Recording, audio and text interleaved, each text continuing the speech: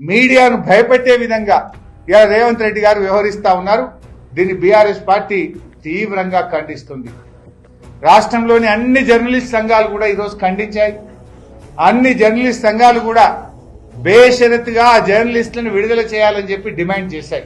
లేదంటే రేపు రాష్ట్ర వ్యాప్తంగా పండుగ పూట కూడా ధర్నాలు చేస్తామని జర్నలిస్ట్ సంఘాలు ఇప్పటికే డిక్లేర్ చేసినాయి. ఆ జర్నలిస్ట్ సంఘాల పోరాటానికి వారి ఏ కార్యక్రమం తీసుకున్నా బీఆర్ఎస్ పార్టీ సంపూర్ణమైన మద్దతునిస్తుంది. ఆ జర్నలిస్టులకు అండగా నిలబడుతుంది. ప్రజాస్వామ్యంలో మీడియా 4వ స్తంభం. మీడియా తప్పకుండా ప్రశ్నించే హక్కు ఉంటుంది.